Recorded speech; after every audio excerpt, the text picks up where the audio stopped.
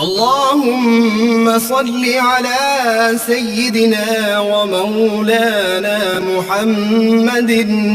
صاحب التاج والمعراج والبراق والعلم،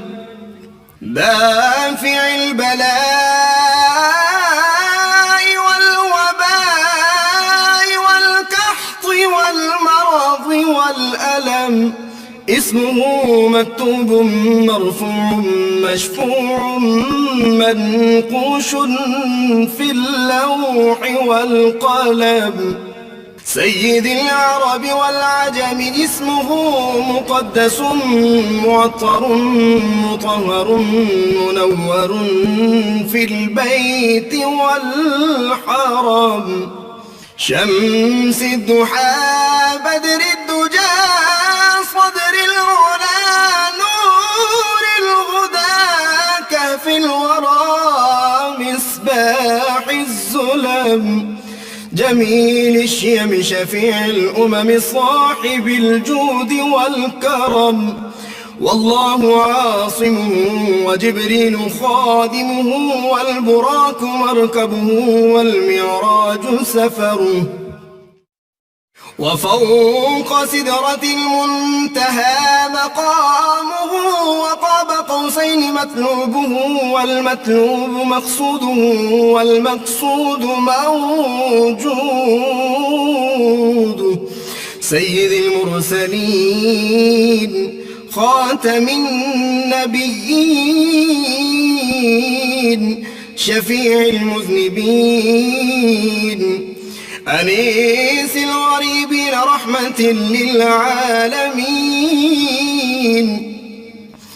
راحة العاشقين مراد المشتاقين، شمس العارفين سراج السالكين مصباح المقربين، محب الفقراء والغرباء واليتامى والمساكين، سيد الثقلين نبي الحرمين إمام القبلتين وسيلتنا في الدارين،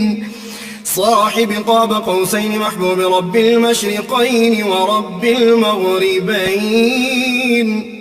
جد الحسن والحسين مولانا ومولى الثقلين، سيدنا أبي القاسم محمد بن عبد الله، نور من نور الله،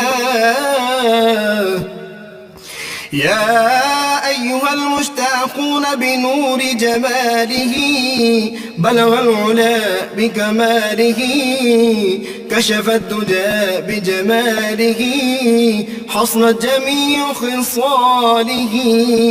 صلوا عليه وآله وأصحابه وسلموا تسليما.